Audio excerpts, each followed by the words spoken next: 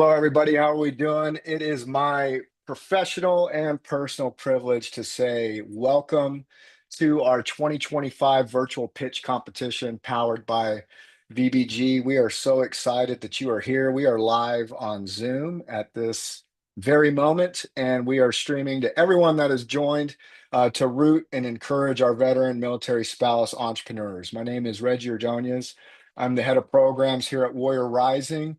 And we exist for one mission, and that's to empower veteran and military spouse entrepreneurs on their journey. We do that in three ways. We ensure that they have the right resources, we ensure that they have the right connections, and we ensure that they have the right capital at the right time. And the way that we could do that, since we are not a financial institution, is to do pitch competitions like this one. So over the last year, I've got to know a lot of our entrepreneurs, a lot of the community, and I'm very encouraged. The eight entrepreneurs that you're going to hear from today, a little bit of their journey and behind the scenes. They started in Warrior Academy. So every single week, we have a average of 140 people that apply to Warrior Academy. Of those, we'll have about 100 to 150 that will enroll in Warrior University. And Warrior University is 8 weeks long. Warrior University has a very rigorous attendance policy, and we ensure that they know exactly what they need to do to be prepared to submit a pitch for consideration to a competition just like this one. So, with all of that being said, I think the most important thing is that you understand, if you're watching and you're listening today, that we have a pretty dedicated and committed group of people here. So, of the 140 a week that apply, there's going to be 32 to 40 a year that get the opportunity that they have. So I just want to start by saying that everybody here has put in the work, and that they have also over the last I don't know, let's see, 3.5 weeks have spent a lot of time with me and Sam Tierney, making sure that they're ready to pitch. So I'm very proud of every single one of them, from the time that they submitted their first pitch for consideration to the pitches that they have prepared now. It's a big deal, and we're super grateful for each and every one of them, and we're super grateful for their time and trust for us to come alongside them. With that being said, we couldn't do these events without support. We couldn't do these events without partners. And so we want to thank Veteran Benefits Guide for being our premier sponsor for this pitch competition. And I'm very proud to say that 100% of the proceeds are going to the winner today. So there will be one winner, and that winner will receive a $20,000 grant of non-dilutive capital to fund and fuel their business. So it's a really big deal, and we're super, super excited to be able to do that.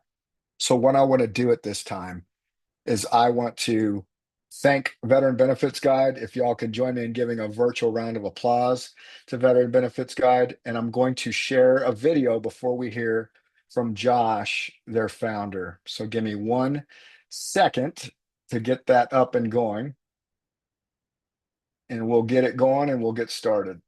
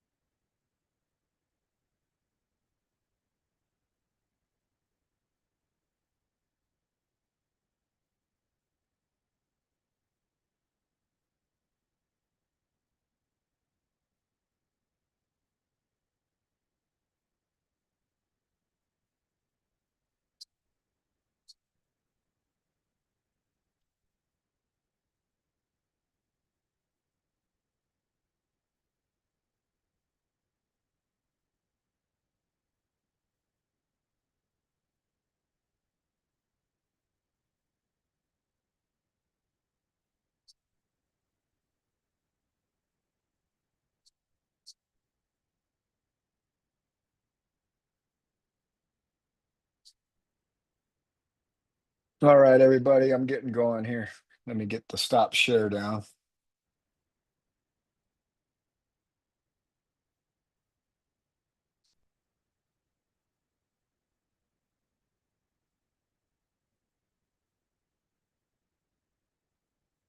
There we go. Thank you all for your patience here. Okay, so without further ado, I'd like to introduce Josh Smith, founder of Veteran Benefits Guide. Josh, thank you so much for giving us your time today, and we love to hear what you have to say. Thanks, Josh.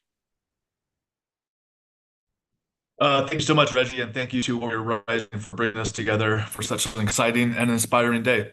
My name is Joshua Smith. I'm a Marine Corps veteran, co-founder of CEO Veteran Benefits Guide.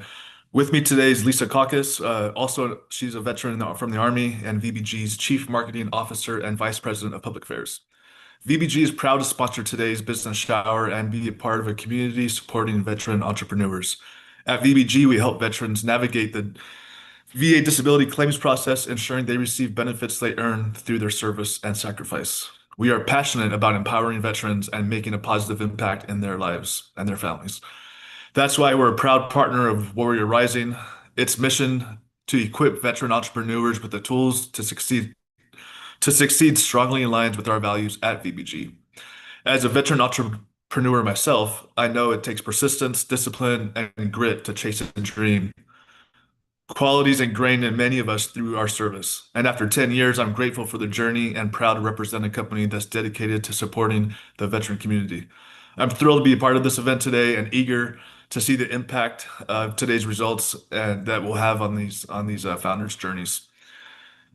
Here's to the vision and the future of these veteran entrepreneurs. Thank you all and have a fantastic afternoon. Awesome. Thank you so much, Josh. We appreciate it. Appreciate it once again. I'm looking in the Q&A. Looks like we had a technical difficulty on that, but what I'm going to do is make sure that that is shown. But without further ado, I want to get right into it. So I want to thank our judges for their time. I want to thank our judges for their commitment to the mission and moving forward. And let's just roll, everybody. So I'm going to get us ready with our first pitch. And I think that's why we're here. And that's a beautiful thing. So give me 1 second here to get this up and running.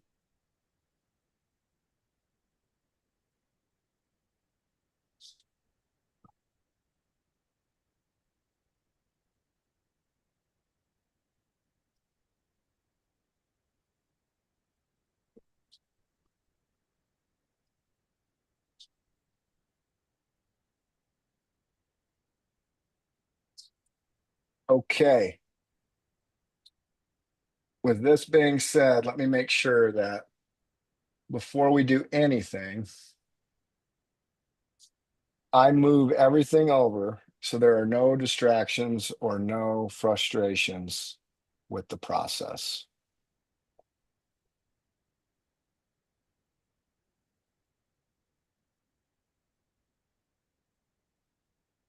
Okay. John, can you see the screen? Yes, sir. Okay.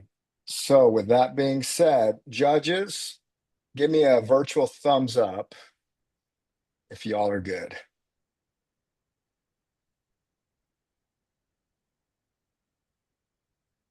So here's how this will work, John. We got 7 minutes to pitch, 2 minutes for Q&A, and we have 1 minute for a transition, okay? Any questions before we get started? Nope.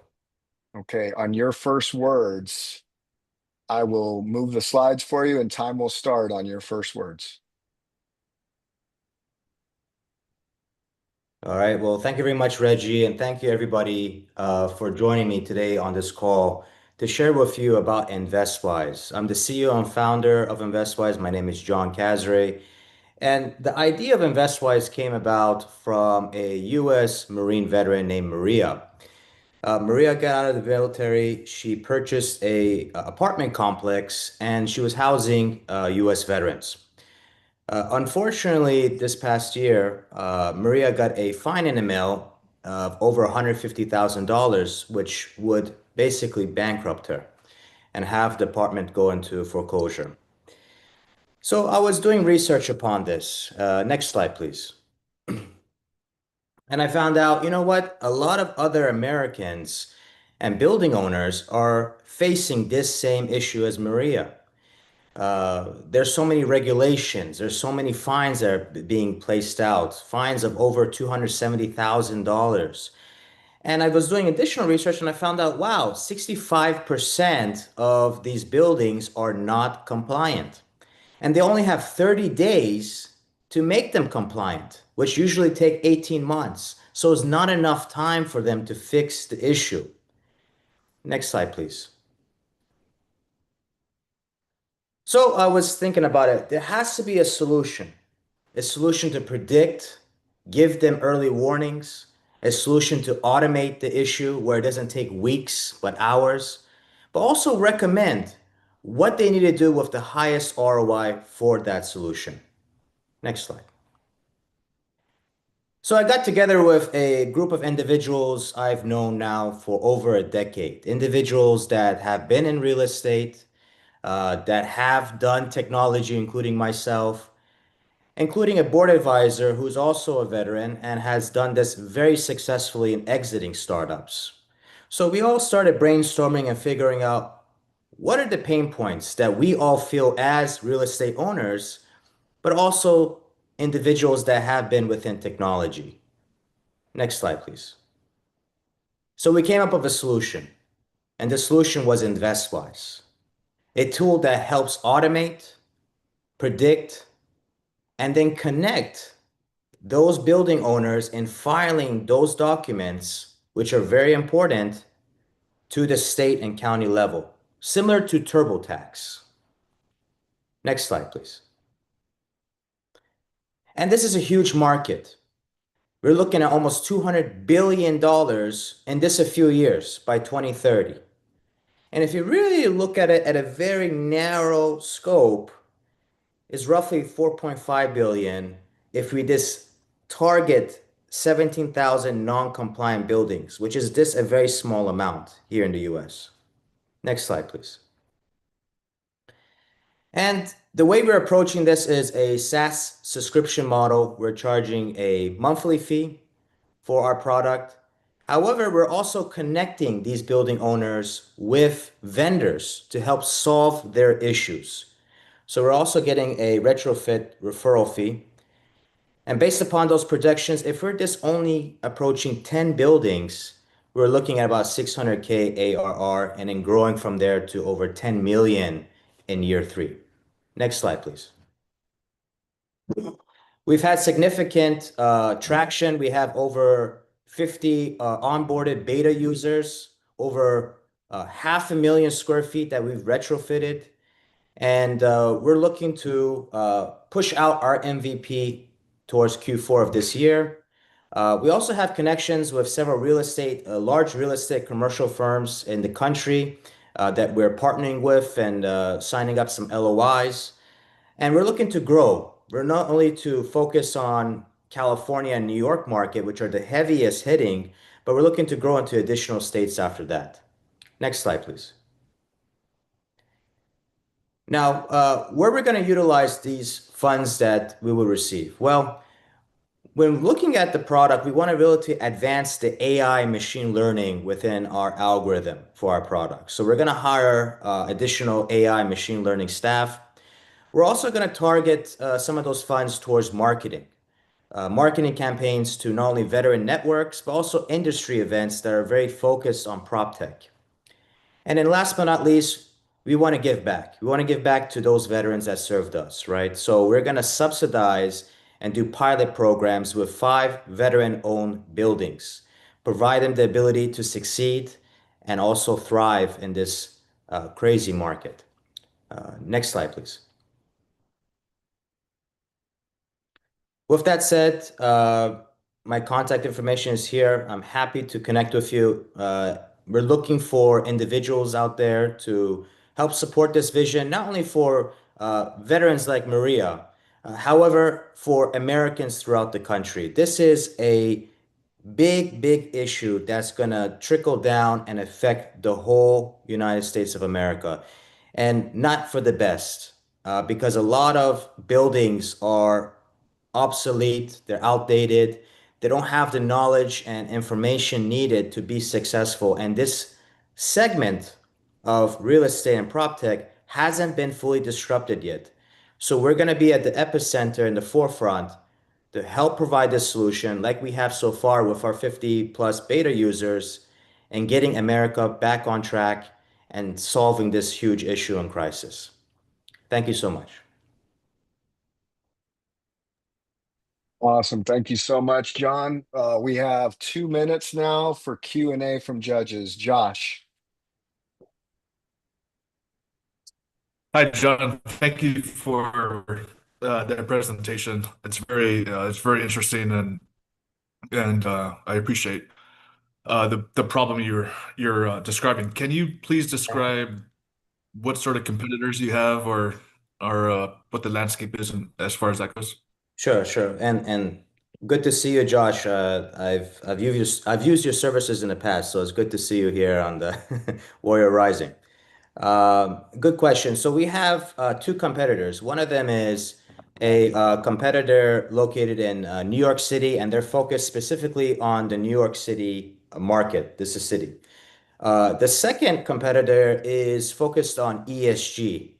And our primary goal is not ESG. Our primary goal is regulation and compliance. So they're kind of dabbing, and the other competitors dabbing into everything, and they're not specifically niche to the United States. They're specifically niche to other global markets. And our goal is to go globally. However, we want to be able to really focus and hit home here in America and growing that out. Mike Stedman. Thank you. Just echoing what he said, great job, John. Two quick questions for you. Can you describe InvestWise as like category? Like what is the actual category for InvestWise? And then my second question to you is, you mentioned 50 beta users. You have these projections from a price point. Are any of those users paid? Because I'm curious if you validated the business model yet with paying customers. Right. Good question. So I think your first question was category or like what segment is InvestWise in? Yes. We're in the prop tech industry. So we focus on the prop tech industry. And yes, within those 50 plus beta users, we have LOIs on that. So once we have those folks, once we have our MVP launched out, we will be onboarding those folks that have signed LOIs with us. Okay. So just to be clear, no paid customers yet, though. No, not until we launch our MVP, which is in a few months of this year. Okay. Thank you. Yes, sir. I think there You're on was one mute, more Reggie. question from Yasmin. I saw her hand up. I don't know. Yep, sorry, although we were talking on mute. We'll get Yas, I owe y'all like $1.50. It's a quarter a word, you know. So Yasmin, let's get to your question and then we'll move forward. Thank you. Great job, John. Question is, so you start off with the story of the veteran that got the fine, and then the solution was for the building owners. How do you reconcile, like, how is that going to help the tenants get, like, whether it's the notice, like where's that in the platform? Like how is that going to benefit? How's it going to trickle down and benefit? Yeah, good question. And good to see you again, Yasmin. We saw each other at the IVMF about I think a year or two ago. So good to see you again here on Warriors Rising. Good question. See, the trickle effect is with, and the other veteran, their name was Maria. And Maria was housing US veterans. When that building goes down, unfortunately, those veterans that are being housed get unhoused. And we already know there's a big issue with the homeless population with veterans, right? So this is a trickle effect. And this is not only for veterans, this is also for tenants throughout the country that are being housed. When they get unhoused, there's a trickle effect where they leave that certain area, and those jobs, those companies that they're hiring these employees are now moving out elsewhere. So this is a trickle effect, as you see, where it's not only affecting the tenant's livelihood of those jobs they're getting to, but also the community. This is a breakdown and fabric of community. So when they're leaving, these folks are leaving, the jobs are being unfulfilled, and then the community is now being degraded slowly. So that's why I was saying this is an issue not only uh, for veterans, but Americans in general throughout the country. Okay. So let me know if that answers your question. I'm happy to. Yeah, thank you. Okay, sir. Thank you so much. All right, everybody. We are currently out of time, but there is Q&A from the audience in the chat. So what I want to propose, John, is I want you to take that question, and if I have time to address it later, I will. But for this one, we have to move forward. But that's a very good question. I want you to think through. Okay. All right. Whiskerman Beard Company. Ready to go, Reggie. Okay, so here's what we're going to do. I'm going to remote control in. I am looking for your name. I see you, John. I see your name. Want to make sure it is just John and not John Whiskerman. It is John. You should have control. Here's what I want to do. I want you to click. Yep, I want you to click forward and then click backward before time starts. Make sure you feel comfortable in the saddle. I would do this. All Yes, sir. right, I would do that in person if I had a clicker to make sure it works. So if you're ready to go, good luck. Great presentations await. And Sam, let's go ahead and get 7 minutes ready to go on his first words. Since the dawn of caveman, humans have looked for ways that add moisture to their bodies and their skins. Throughout this process, they have found harmful things in these ingredients, such as lead, arsenic, and other pathogens. The same is true in beard care, leaving men with acne, rashes, dry, brittle, unkept beards, over greasy beards, and, in extreme cases, needing to seek medical attention. Hi, I'm John Matecki, Air Force retiree, CEO, and co-founder of Whiskerman. At Whiskerman, we produce handcrafted beard care products using highest quality ingredients, all sourced right here in the United States of America. There are over 100 million men globally with beards today. They have faced one or several of those challenges that I just laid out in front of you.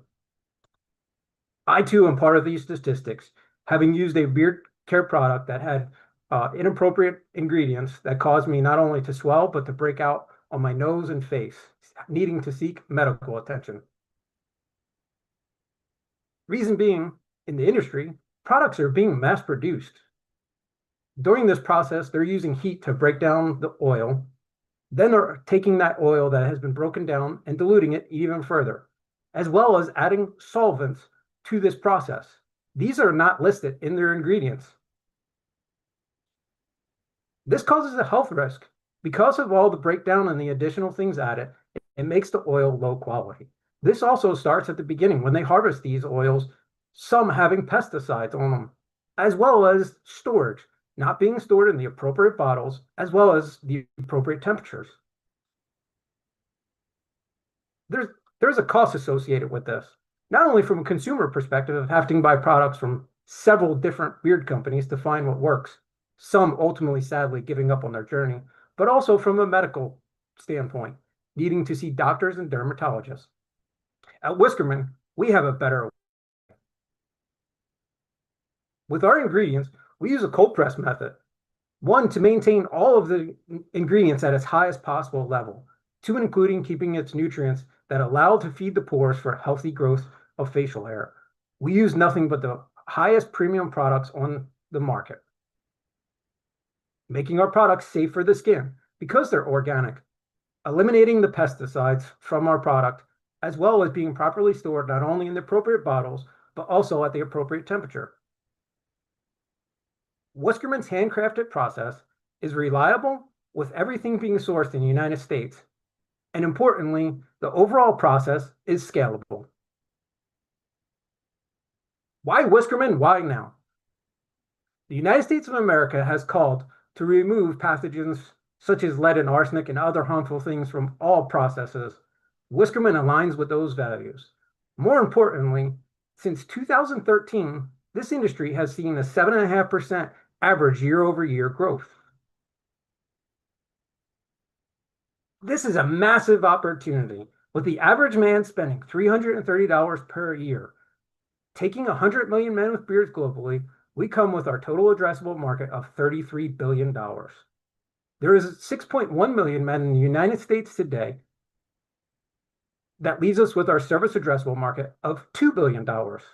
Where Whiskerman will take our niche piece out of this will be a $350,000 service obtainable market.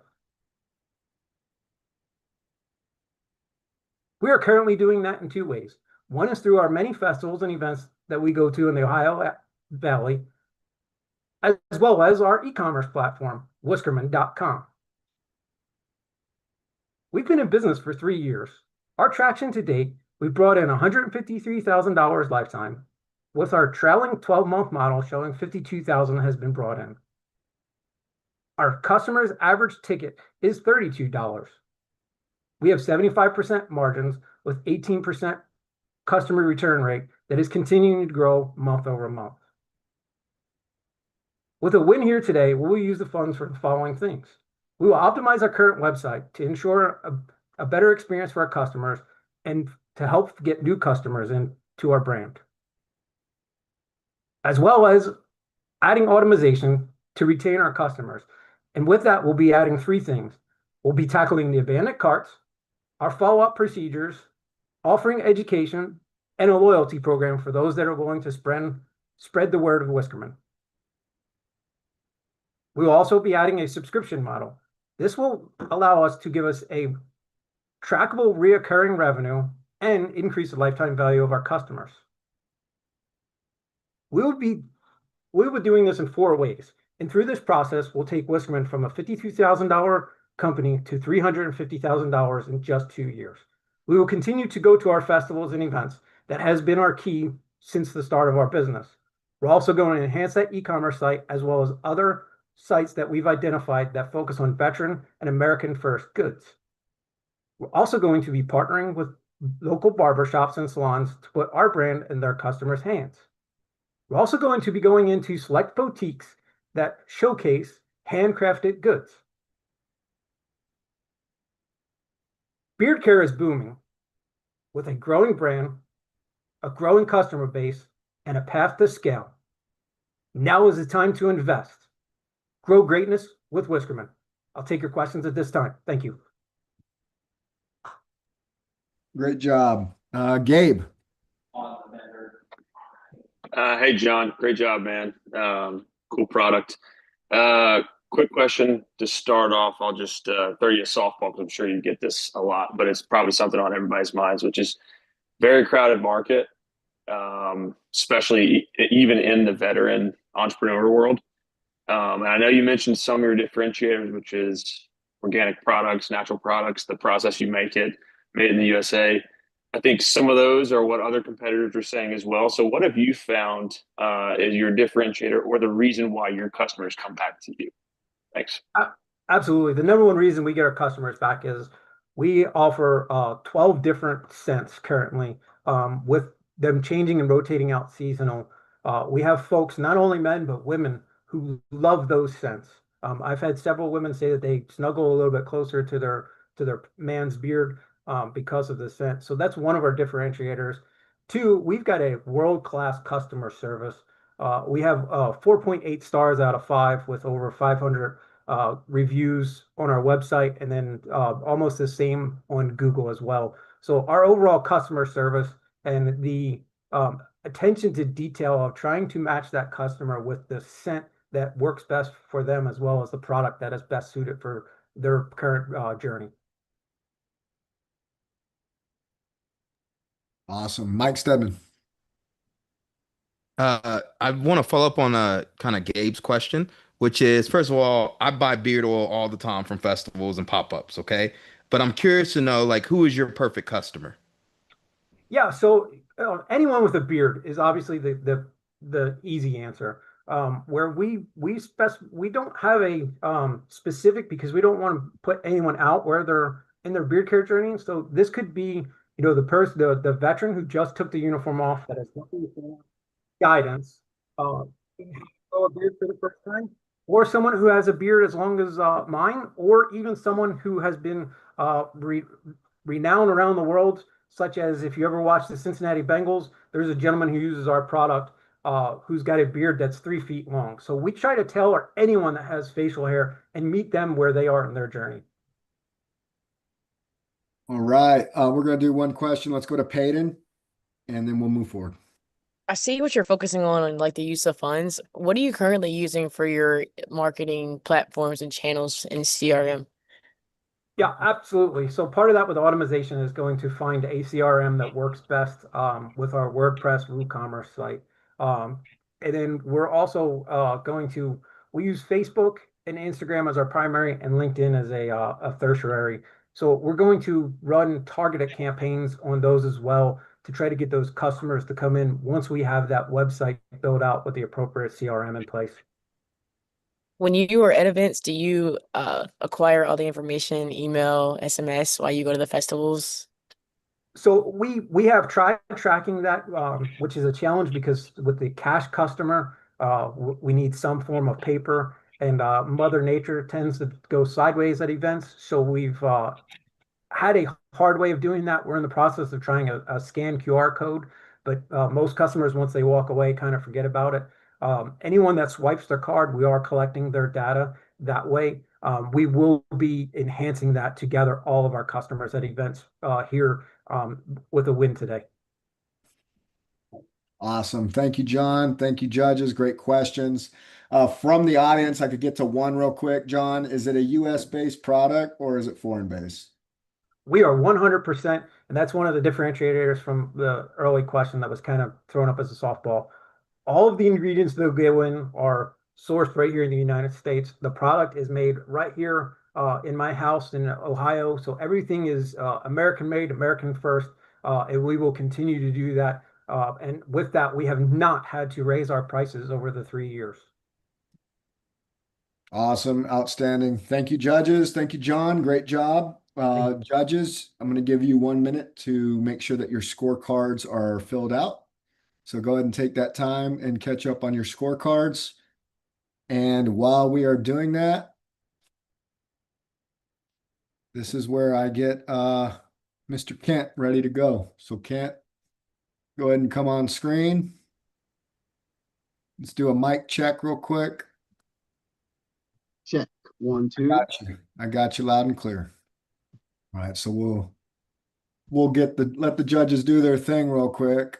But while we're doing that, my favorite part of the entire process is right before you come up. Anyone that's pitching before they come up, I always like to tell them, like, the reason why you're nervous is because it's your body's natural pre-workout. You don't get nervous checking the mail. You know what I mean? It's because you're doing something pretty cool. That's why you're nervous. Sir, thank you. Simplify.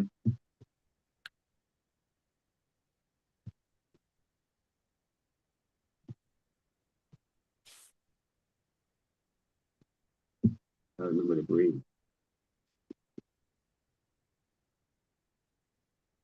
My dog's asleep, so he's doing his part. There you go. Okay, judges, we're going to roll right into it. So, Kent, on your first words, time will start. All right. Okay. And you just tell me next slide. All right. Next slide. Next slide. NFL Hall of Famer Mike Webster died, broken alone. He had won 4 Super Bowls for the Pittsburgh Steelers and then lost everything, including his family. Hall of Famer Junior Seau drove off a cliff, later ending his life with a gunshot to the chest. Aaron Hernandez, a once promising Patriot star, killed himself in prison after a murder conviction tied with uncontrollable rage. All 3 were later found to have CTE, a brain disease from repeated head trauma. A Boston University study found 96% of former NFL players had tested for it. That's 345 cases confirmed in counting. Football is in trouble. Next slide.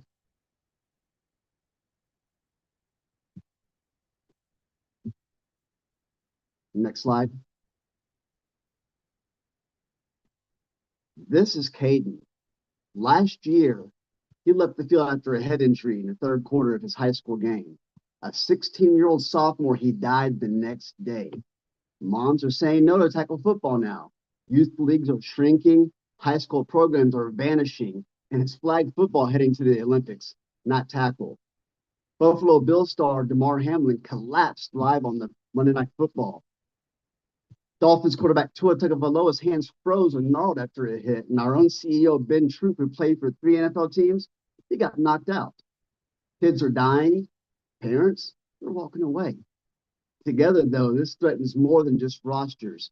It puts at risk a $187 billion ecosystem, including a third of U.S. gambling revenue. Next slide. T11 Incorporated is led by former NFL and Florida Gator All-America tight end legend Ben Troop, a Florida Georgia Game Hall of Famer and former ESPN host. Engineer Albert Strauss, who invented the ProCat and holds several patents along with Department of Defense credentials, he designed the current R90 version. And I'm a Marine Mustang turned banker and have helped position T11 as the seatbelt of the headgear industry. Next slide. We built a solution that keeps the hits but reduces the harm. The R90 helmet is our patented breakthrough, designed not to absorb force, but to redirect it, like a railroad switch. It doesn't stop the train, but it sends it safely in a new direction. That's what the R90 does with impact energy. It works. Our design shows a 17% improvement over the second best helmet tested by Virginia Tech. We don't slow the game down, we save the players. Next slide. The patented R90 system disperses impact around the player, not through them. Like a chin strap or face mask, it should be standard. And we're ready to license to leaders like Rydell and Schutt. Our helmet design is lightweight, it's fast and stylish, and at Dick's Sporting Goods, the message is simple. This helps reduce concussion risk, and it looks amazing while doing it. With the R90 and VitalGuard biomesh, players walk off the field safe, and parents breathe easier. Next slide. Our helmet uses the same type of thermoplastic shells as others, but with internal creases and 90-degree contours, like a car's crumple zone. It redirects energy around the head, reducing trauma. The VitalGuard adds real-time vitals tracking pulse, oxygen, and more, sent instantly to coaches and parents. Next slide.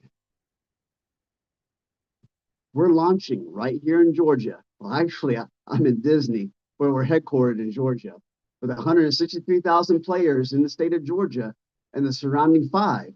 We're in the pulse, the heartbeat of American football, the Southeast, from Pop Warner to JUCO, HBCUs to high schools, all within reach. It's the perfect test market with direct access, growing demand, and rising head trauma awareness. From there, we plan to scale through licensing our patented design, take more the 5.6 million US player market, plus 5.2 million more in Canada.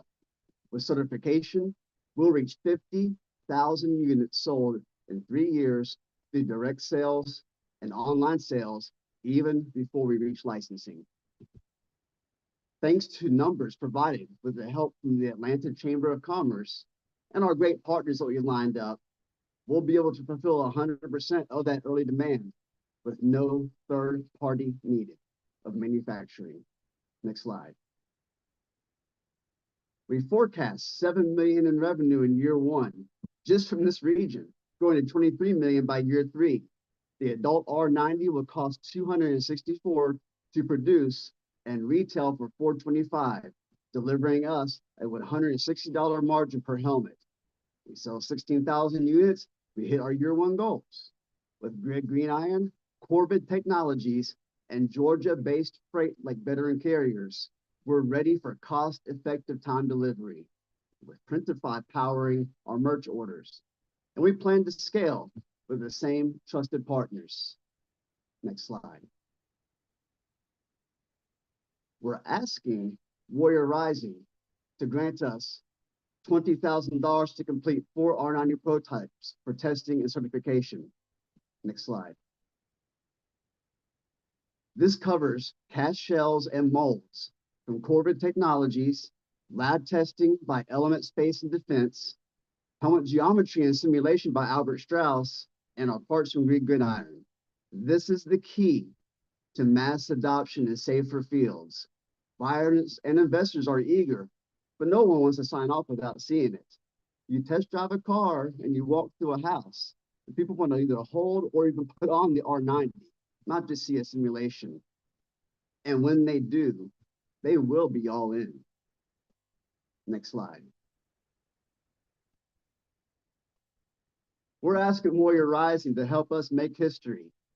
Football is America's game, and with your support, we'll lead the headgear revolution through the R90. We're also offering 12% equity at a $50 million pre-revenue valuation. That's just $5,000 for 1%, with a potential $500,000 return before we've even sold a helmet. We want your mentorship, though, too, Warrior Rising.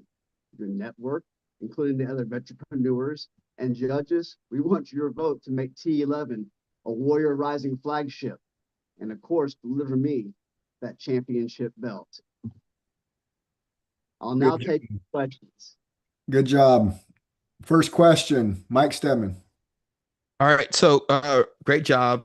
Quick question, 2 quick questions. What are you pricing the helmets at, like per helmet? And then my second question is, you predicted 7 million in revenue within the first year.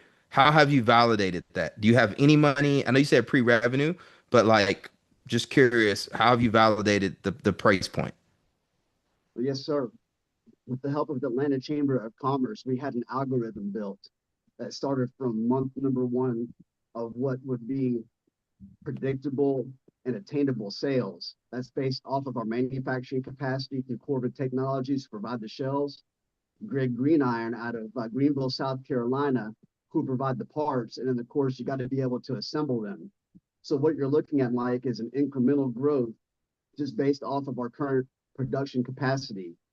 And that price point came from the actual prices per parts from Green Gridiron and the cost of each helmet shell assembly, as well as even shipment from Mooresville, North Carolina, where Corvid is, down to Green Gridiron, and then from there in Greenville to Atlanta, or if they're not coming to Atlanta, which is not necessary, drop ship, which is our primary means of sale.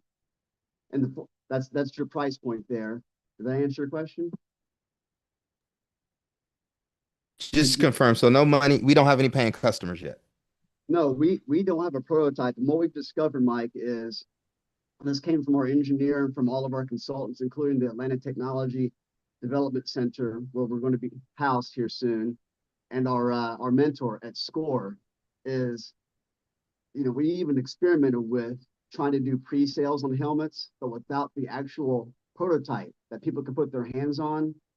It was not only advised not to continue to try to do pre-sales, but nobody had bit without actually having a solid helmet they could put their hands on yet. So this will build. We're gonna get one more question before we move on. We're gonna go to Peyton, and then if I have time, we'll go to Gabe. My bad, Reggie. You're good. How are you competing in this space with so many of the big players having the helmets with all the safety features in them that include like all the AI features, the biometric sensors? What's the value proposition here? Yeah, I love being able to speak of the entry point, because we have a patented design with our engineer having built creases into what was the original design of 90-degree angles. There is nothing that's been shown yet in research and verification through Virginia Tech that actually disperses energy around the athlete. If you look at the different makers out there like Visys or Carbon or even Guardian Sports, who are trying to put padding in or trying to put different cuts and grooves in, it still doesn't reach the 17% impact reduction that we have over the top 1 and 2, which Visas is number 1 and Rydell's Speed Flex is number 2. We beat the Speed Flex by 17%. And then what you're looking at as far as the integration through licensing is just like you have the cuts and the grooves in every helmet that's required now, we're certain, Peyton, that is going to become a mandatory thing that every helmet across the industry gets them. So we're not looking to compete with Rydell and Schutt or Visas. What we're looking to do is partner with them eventually, where they'll have our technology integrated into their helmets, and then we'll move on to our 72 other applications, including military helmets. Okay, awesome. And then Gabe, we got time for one more, and then I got to move on. Yeah, just real quick, and this is more just maybe more advice. Good job and a really cool product. I think I saw that your SAM and your SOM were the exact same number. Which, if that's the case, my only question would be, can you explain that a little bit more detail? It seems like that might just be overly optimistic, assuming that you'll capture 100% of your serviceable market. But if we don't have time to answer it, I would just word of caution in future pitches or talking to investors that kind of maybe a bit of a red flag. No, if I can, Reggie, I looked at that and I continued to analyze it. And what I looked at as far as the not just the target realistic part, Gabe, but the serviceable part. The actual market there between those 6 states is 163,000 players. Now we have a 50,000 manufacturing capacity, but it was the service part. So we can target 163,000, but what I was looking at is a definitive, could we service 163,000? And the fact is that we can't service 163,000 because we can't even build 163,000 yet. So that's why I put the 50 and the 50 there, but I take your advice that it can be confusing showing the same number twice, but that's where that number came from, is that we realistically couldn't serve 163,000 because we can't produce right now 163,000 helmets, only 50,000. Okay. Honest, good job, good questions. And we're going to move right on to the next one. Look at those questions in the chat because you have some in the Q&A, and consider those to answer, okay? We are going to move on to the next entrepreneur, and that is Speaking from the Lens, Miss Jasmine Rush. Jasmine, take a deep breath real quick. Make sure you're all good to go, all ready. Yes, sir. Can you hear me? I got you loud and clear. Whenever you're ready, time will start on your first words. All right. Let me ask you something. Have you ever watched someone go viral for fluff while someone with real value gets ignored? That's what happens when powerful voices don't have the right visibility. I'm Jasmine Rush, and I am the founder of Speaking from the Lens. I help speakers, coaches, and purpose-driven leaders turn their message into media that moves people and books business. Because if your story isn't seen, then it's not working for you. Next slide. In today's digital economy, visibility is currency. And if you're not seen, you're often overlooked. Purpose-driven leaders, speakers, coaches, veterans, authors, and nonprofit founders are doing meaningful work, but their message dies after the mic drops. Why? Because their video content is shaky, dim, or buried in Dropbox folders. They do it yourself or hire someone who just records. And then they post it and they get 327 views, 0 leads, no callbacks. Meanwhile, someone with half the substance and a polished video is landing podcasts, panels, and paid stages. That's the visibility gap. It is costing clients credibility and cash. Next slide, please. That's where Speaking from the Lens comes in. We deliver cinematic video plus business strategy for leaders who want to scale their voice and build their legacy. Our services include speaker reels that open doors, keynote and event coverage, branding storytelling for launches and websites, and strategic video consultations that turn content into client attraction. This isn't just videography for the sake of it. It's video with vision. Next slide, please.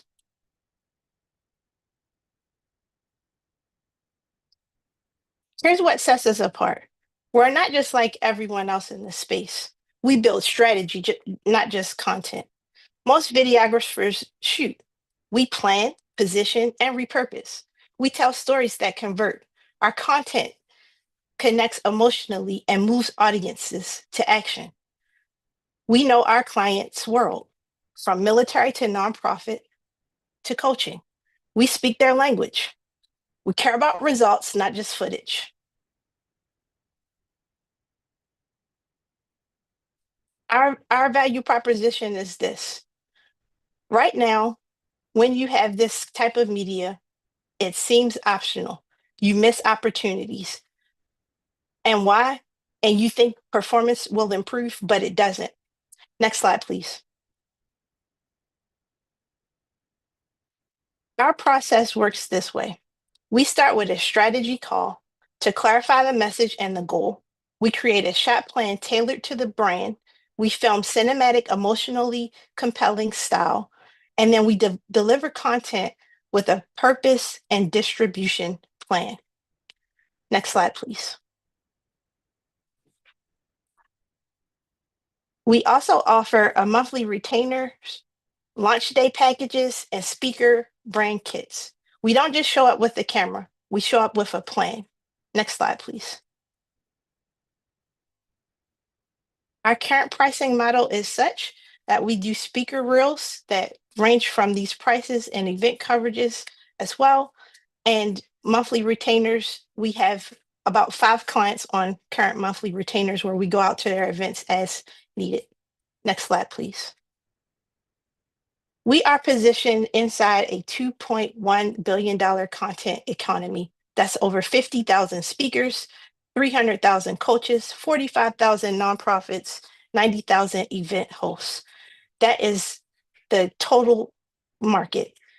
Our share of that would be, if we just get 1%, 21.1 million. Who is our ideal client? Leaders who need to be seen strategically. And we're already serving them in the market, and we're just getting started. Next slide, please. We've served 75 plus authors, TEDx speakers, military retreats, women's conferences, and with a 90% referral rate. What's next for us is in-house editing that we reduce turnaround times and increase margin, paid ads targeting speakers bureaus, and launching content studio in Haymarket, Virginia. Next slide, please. If we are the winners of this Warrior University grant, that would be a game changer for Speaking from the Lens. And it will go to things to help us improve our equipment, enhance our team, improve our marketing and operations. Next slide, please. So if you are a mission-driven leader, work with Speaking from the Lens to turn your voice into visibility. If you're a founder or partner, this is your chance to invest in a business that's amplifying the voices that need to be heard. We don't just capture moments, we position movements. Next slide, please. I'm Jasmine Rush, and thank you for listening to my presentation from Speaking from the Lens, and I'll take any questions that you may have. Good work, Jasmine. Over to Mike Stedman.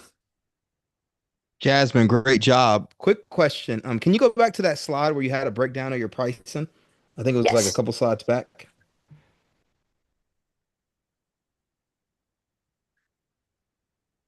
This one? Okay, right here. Yep. Okay, that's great. What is the biggest challenge you're facing currently in the business? The biggest challenge I'm facing is people being able to see the need. The thing is, we have customers who understand it, and we have those who are like, well, I don't really want to pay for this right now, or I can use somebody to just film with my phone. And that's the problem that I think exists, because you're not getting what you really need, which is a client on the back end, right? They're not performing the way they need to perform. And I think that's the biggest problem that I'm facing right now. Yasmin, you're on mute, and it's because I called you Jasmine, not Yasmin, you know, as your rhyme. It's not my fault. Great job. Love the name. A couple of questions for you. So how long does an engagement typically last when you bring on a client, and do you get return clients? So I will answer your first question or your last question first. I do get return clients. About five of my clients are clients that have been with me for years now. Now, because I am branching into a newer industry in terms of the niche, I see that. Now, to your first question, that the typical engagement will last for the day of the event, and then the pre-planning, and then however long it takes me to develop their content, which depending on what it is, could be 8 hours or it could be 36 hours past the event. So it just really depends on what content they need from me to help them develop their story. Great. Thank you. You're welcome. We're gonna get to these last three questions because we're running ahead of schedule. All I ask is let's keep the questions and answers tight and concise, okay? Yes, sir. Let's roll. Gabe. Great job, Jasmine. Thank you, You Gabe. don't have to convince me this is needed. I feel this every single day in our business. So I definitely see the need here. And I think you guys have a unique solution. A question I have is, I think in your industry, the data and the proof really, really pushes the customer over to saying, all right, I'll pay that whatever you're trying to charge them, because it is a lot of money. Mhm. So I'm curious, do you have the numbers that kind of support what you're saying that would really, really help not only us, but also your clients to show, hey, when we started working with X customer, they went from this many views a month to this many views a month, which increased their impressions, which actually brought in sales instead of just claiming it. I think it would be super useful. So do you have those examples? I do have examples of clients that I've worked with, and their content and engagement has increased. But again, because I'm branching into videography in this space where I had not before, I was more photography focused. It's newer, right? So I don't have that yet. Gotcha. Let's go to Peyton. Can you speak on the scalability piece? I agree with what everybody said. This is a much needed thing, and I think a lot of us kind of have these frustrations. So can you speak on like how you will manage the cost with like travel and incorporating other locations in with to be able to grow this and scale it? Yeah, so thank you so much for the question. In terms of scalability, because I've been able to do this business part-time to this part, I'm going full-time.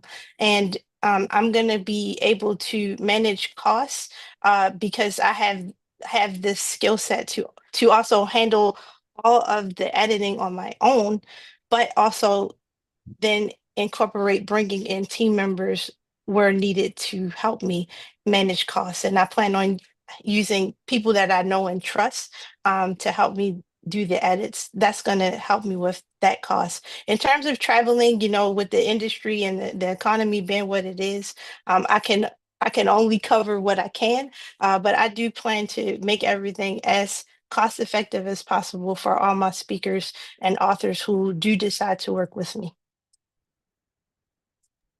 Thank you. right, last one, Greg. Hi, Jasmine. No.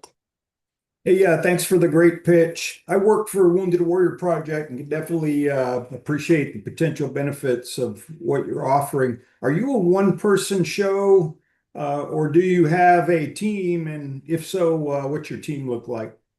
I am currently a one-person show with friends in the industry that I can lean on. Um, Again, when I go full time, I will be able to add members to my team. Great, thank you. You're welcome. Awesome. Peyton, did you have another question or do you just need to put your hand down? No, sorry. Oh, you're good. You don't have to apologize. I was just making sure. All right. So, y'all, we are halfway through. So, here's what we're going to do. We're going to take a 5-minute break. Everybody say 5 minutes. Let the judges go stretch out, do their thing. And then they'll also be catching up on their scorecards.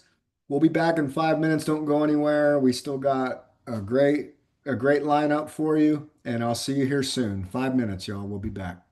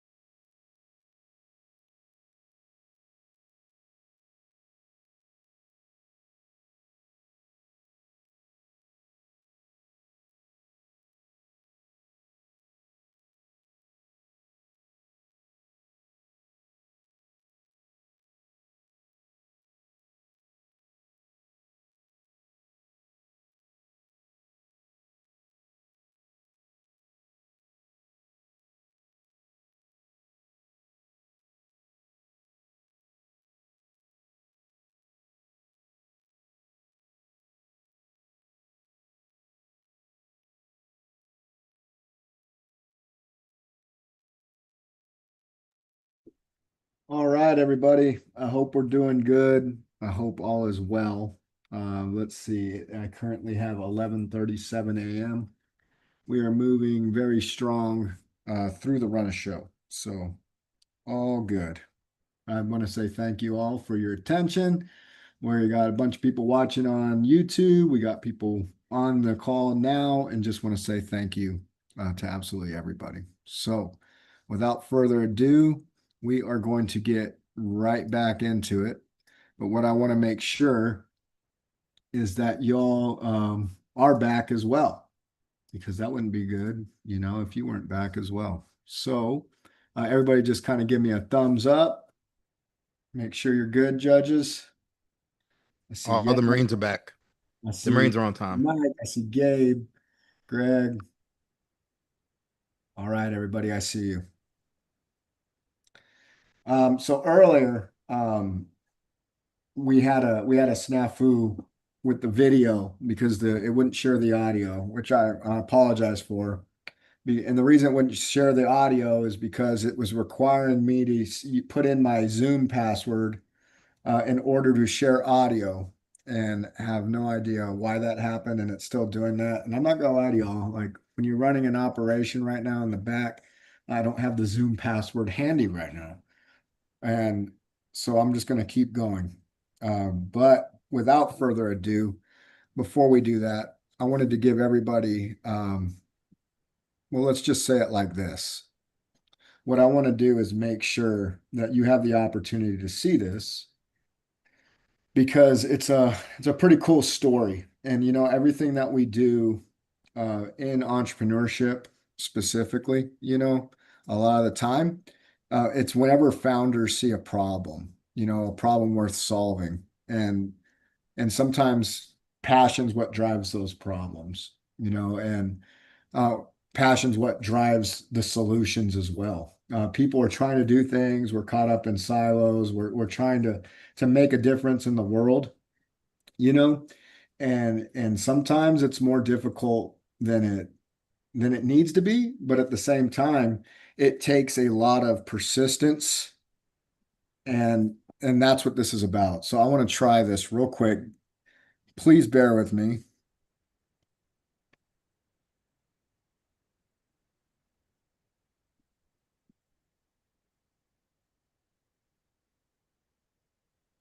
Nope, it's not working for me, y'all. But what I want to say is that Josh Smith saw a problem. He served as he served in the Marine Corps, and he saw that there was a problem when he got out of the Marine Corps. He worked for the VA. He filed claims, and he thought that he could do a better job and he could make a difference for the people that he continued to serve post service. And so that's why he started a company, and he started a company now that's growing, it's thriving, and he's willing to do what's right, even in the face of sometimes people have something to say, and there's always going to be critics. There's always going to be people that tell you that what you do doesn't matter, or what you do is whatever the case is. There's always someone out there that wants to derail the process. And whenever you have grit, and whenever you have compassion, and whenever you have a true heart for service, sometimes your solution is bigger than the problems themselves. Sometimes the solution takes a lot of calling. And I use that word calling because I tell everybody that we work with, every entrepreneur, we have an SD vet call, service disabled veteran owned business call every quarter for 4 weeks. And these are early stage entrepreneurs. And I tell them that sometimes you're going to need a little bit of grit. And grit is a word that gets overused. Grit is a word that we've tried to profit from or whatever. But at the end of the day, it's where you have interest and where you have passion, and when you could bring the skills that are necessary to solve a problem with grit, and that's where we see really amazing things happen.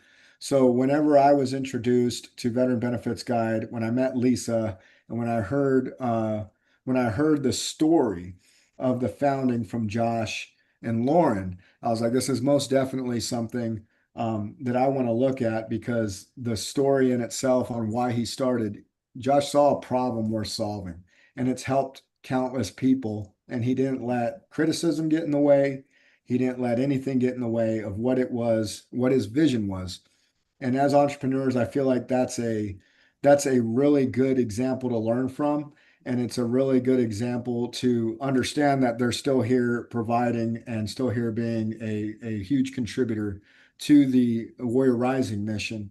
So I just want to say on behalf of Warrior Rising, thank you again for everything that you did for this pitch competition, everything you continue to do to better the lives of those that are done serving and still looking for ways to serve. So thank you. And I mean that. And it's not just lip service. I mean that. And it's a big deal. And we appreciate you.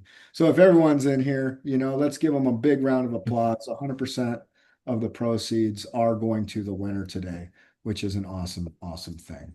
So Thank you, Reggie. Yes, Thank you, Reggie. And it's an honor to be here. Thank you for what you said. You got it. And hey, I'm going to be in Vegas on the 7th. We need to meet. It's going to be a good time. Sounds great. Let's do it. Yes, sir. Okay. We're going to get right back into it, everybody. Let's do this. Lakita, Yes, sir. are you ready? I think so.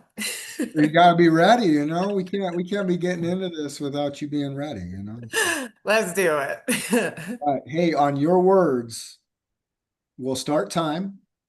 And on your words, whenever you say next slide is when I click. Oh, you're controlling slides?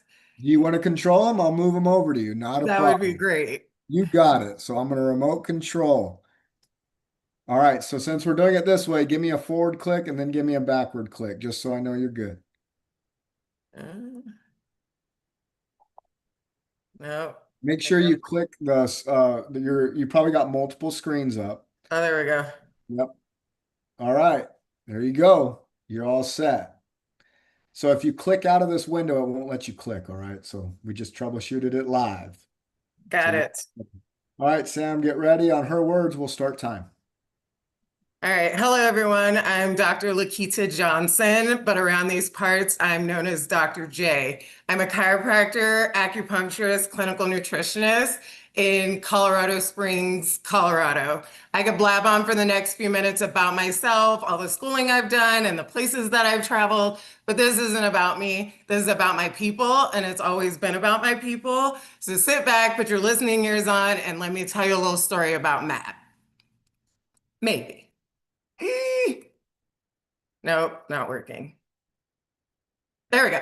Okay, so when Matt came into my office, he had served 21 years in the Army. In 2013, he developed excruciating back pain and numbness in his thigh due to two bulging discs. This picture you see on the screen is what his wife describes as the beginning of the end. When this picture was taken, it had been 18 months since he transitioned from active duty to National Guard. By this point, he had several profiles, he couldn't fly anymore, and he was exempt from standard PT. He had done 8 years of physical therapy, seen several chiropractors, was trying medications, and he was scheduled for cortisone shots the following week. So why was Matt in my office? Simple. He was looking for an evaluation to add to his med board file. Honestly, I didn't think Matt would stick around as a patient, nor was I sure if I could help him. But I told him maybe I could help him manage his pain, but asked what his ultimate goal was. He looked a little defeated and he told me, I just want to be able to play with my kids without being in excruciating pain. I told him I would do my best, but I suggested something outside of my scope that I thought would be even better, PRP. So what happened to Matt? You got to stick around and find out. Okay. Matt's story highlights a systemic issue in this country, in our healthcare system. Whether you're navigating the VA or the civilian sector, in this country, healthcare is often fragmented, impersonal, and frustratingly inefficient. Imagine you go into your doctor's office with shoulder pain. Maybe you get some x-rays, a prescription for some painkillers, and then crickets. Or maybe you get months of waiting for referrals, limited physical therapy, and then wasted time and money. Does that sound like quality care to you? No. Whoops, we're going backwards. So, what do we want? Quality care. When do we want it? Now. Where do we want it? In one place. Because honestly, if your appointments are all over town, how likely are you to be consistent with them? That is where 42 Clicks comes in. I'm not chasing symptoms. I'm creating a connected wellness experience that focuses on the whole person. A one-stop shop opposite of the VA. Faster, more personal, fully supportive. Right now, I offer chiropractic, acupuncture, and nutrition, all working together to reduce inflammation, pain, and support the body as a whole. But healing doesn't stop there. That's why I'm expanding to add an infrared sauna and a dedicated yoga space, because real healing happens when everything works together seamlessly. Unlike my slides. There we go. So, according to Google, there are 305 chiropractors currently in Colorado Springs alone. That means there's somebody for everybody. So, what makes me special? First and foremost, I am a relationship builder. At 42 Clicks, the patients are spoiled and they know it.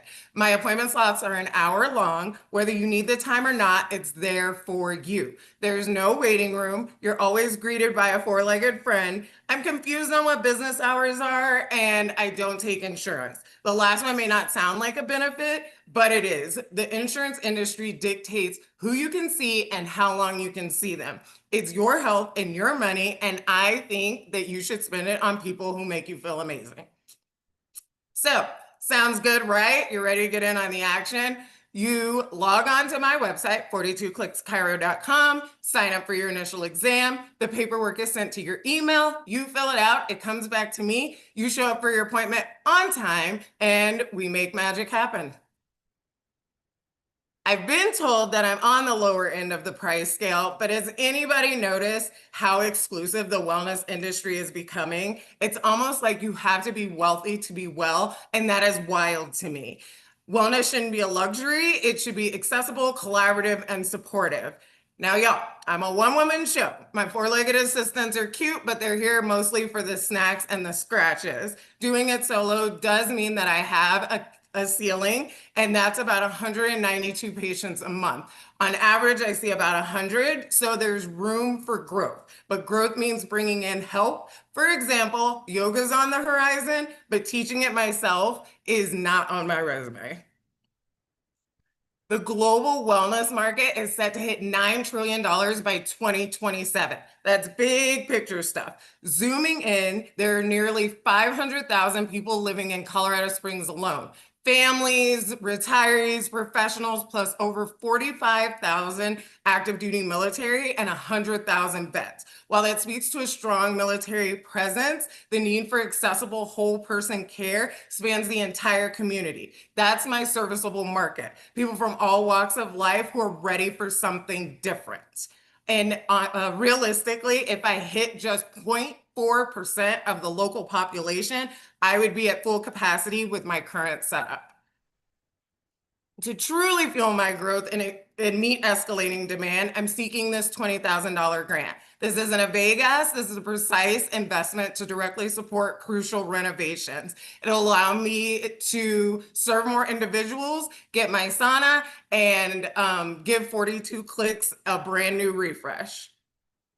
So, where is Matt now? After a year of honest conversations about PRP and what he calls the smorgasbord of care, chiro, decompression, shockwave, prolozone therapy, he finally took the leap and did PRP, and it changed his life. He's on the floor wrestling with his kids, he's hiking with his family, and this winter he tried ski biking, and full disclosure, he broke his collarbone, but he is living his full life.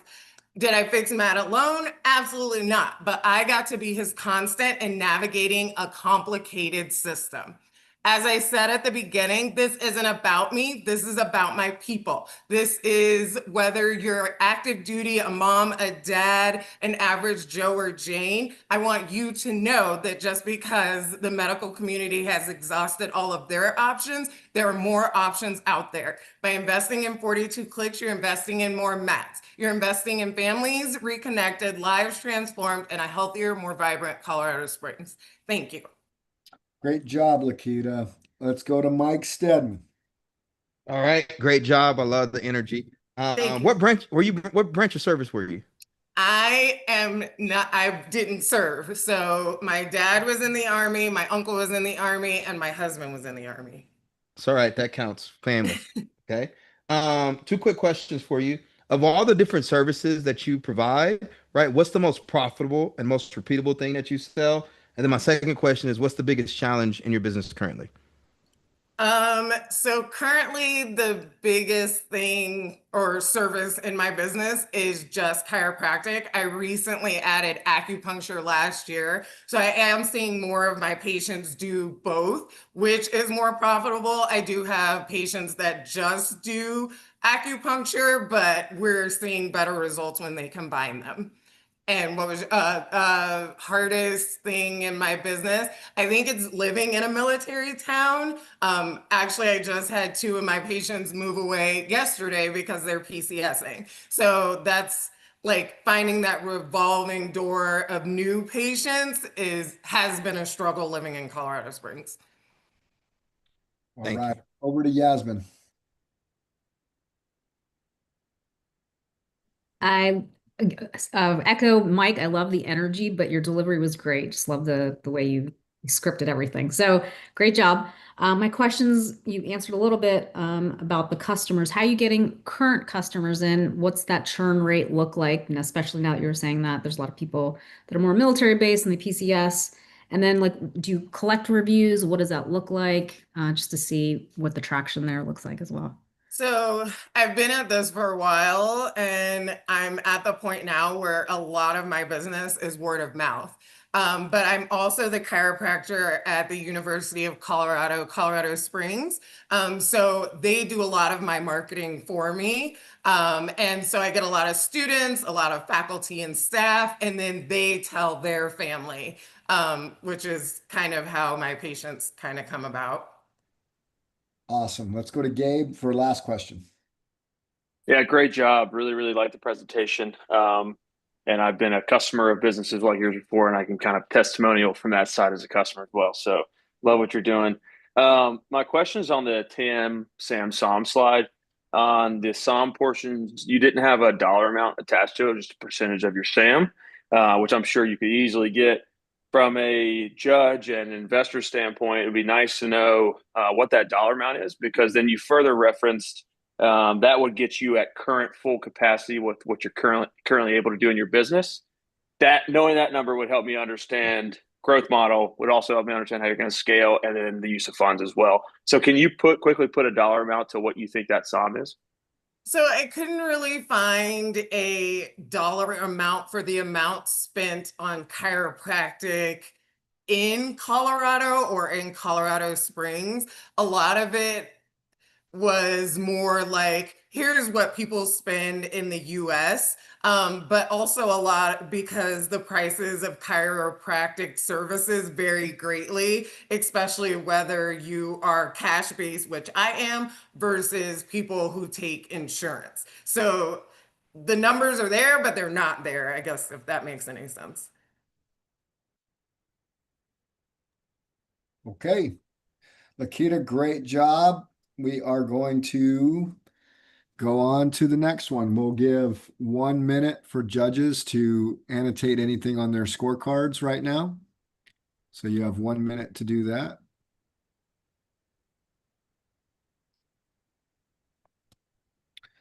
Mr. Darren Dunn, would you like me to control your slides? I want you to do the slides. You got it. I got you. That'll be easier. How you feeling? I'm feeling pretty good. Tell the audience a little bit about your favorite food. What's your My favorite? favorite what? Your favorite food. Oh, it would have to be New York style pizza. Okay, tell me a little bit about New York style and what makes that. Thin pepperoni. My wife got me into New York style pizza. She is from up northeast, and I don't like the thick crust of anymore. I just love the thin crust. Okay, so you're not going to go with a margarita pizza from, a classy Italian joint? I'm pretty much a simple guy. Pepperoni is great for me. Hey, All right. Well, hey, it's your time. You ready to go?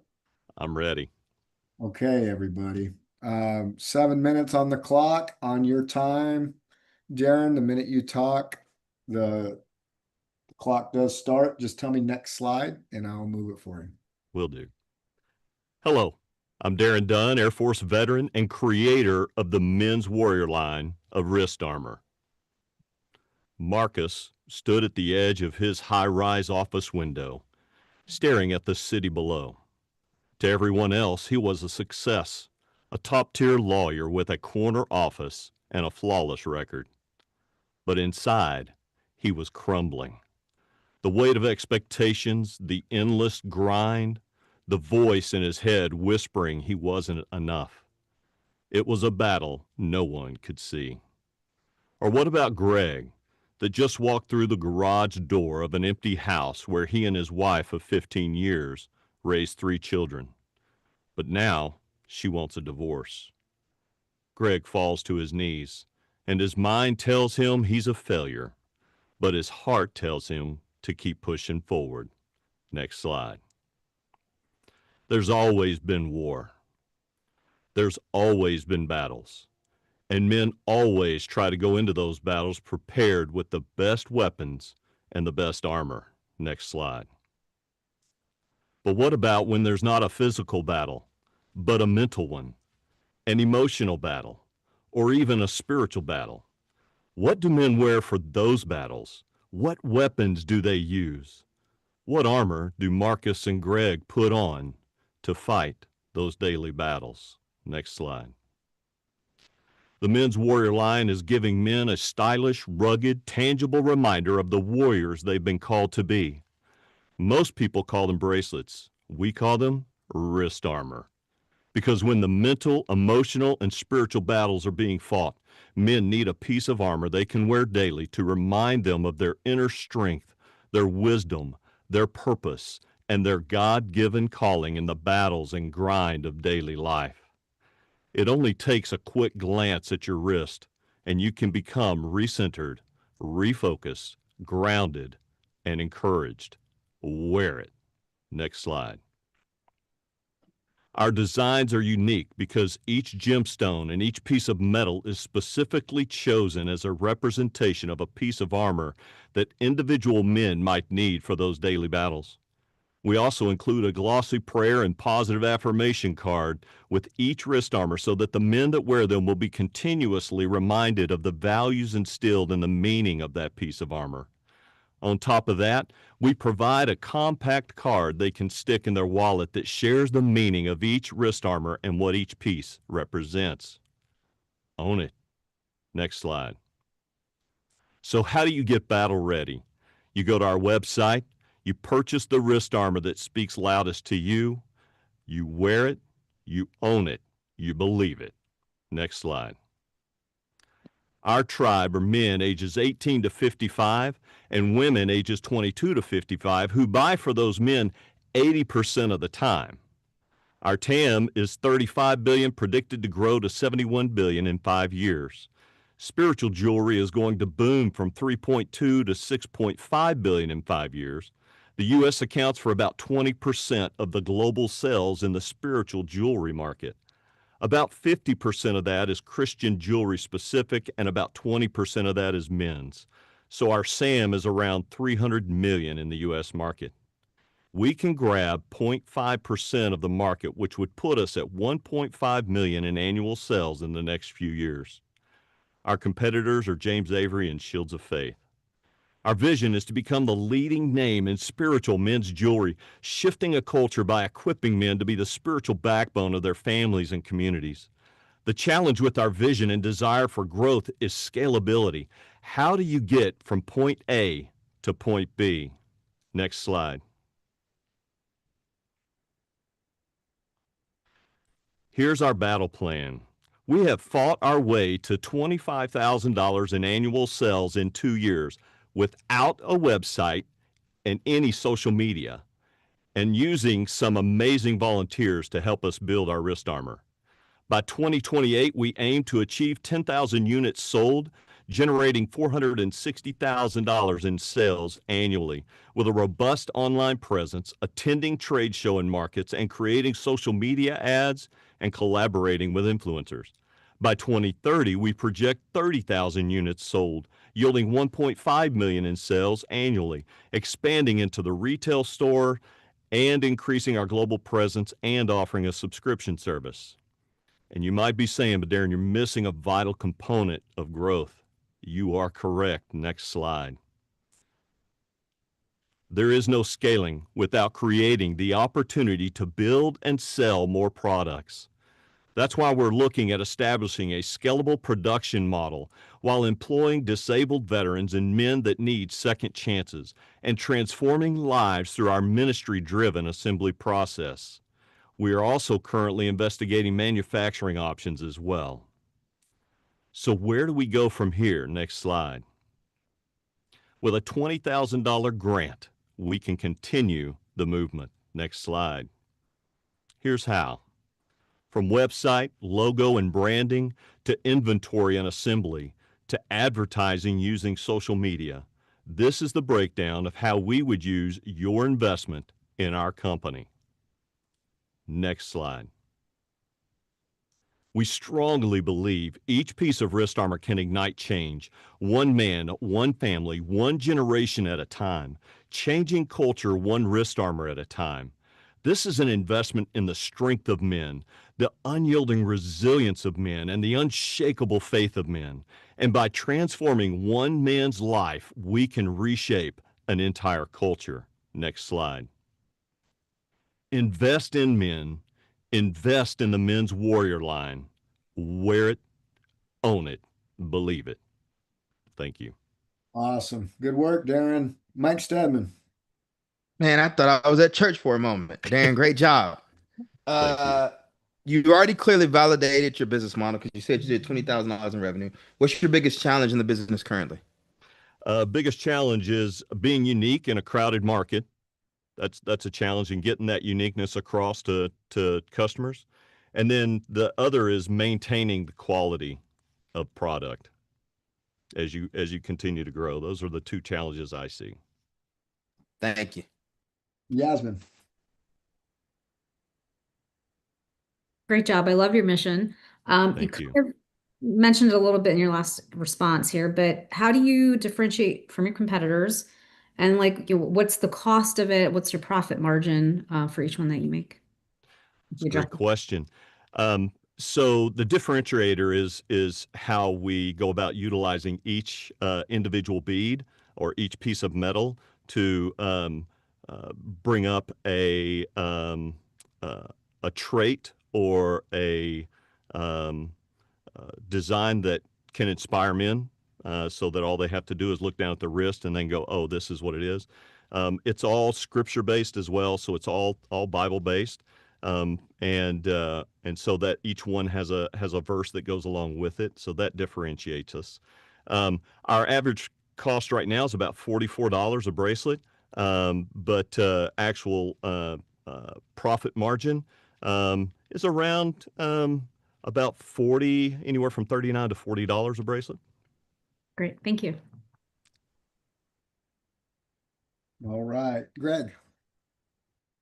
Hey, my question was actually answered there with in Yasmin, in your answer to Yasmin. But could you say again what your 2 years annual sales have been so far? I missed that 2 number. years, we reached $25,000. Okay. With no website and no social media. Copy. Thanks. Right. Any other questions? Okay, Darren, great job. Judges, 1 minute to finalize scorecards. That 1 minute starts now.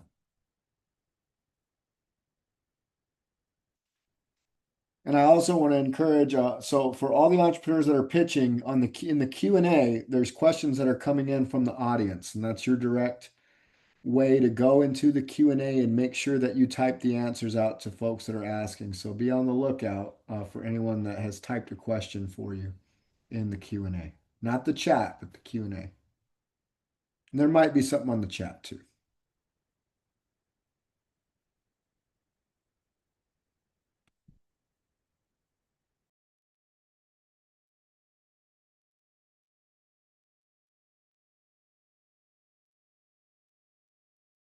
Donnie Jordan. Calling Donnie Jordan to the stage. How you doing, Donnie? I'm doing well. Can you hear me okay?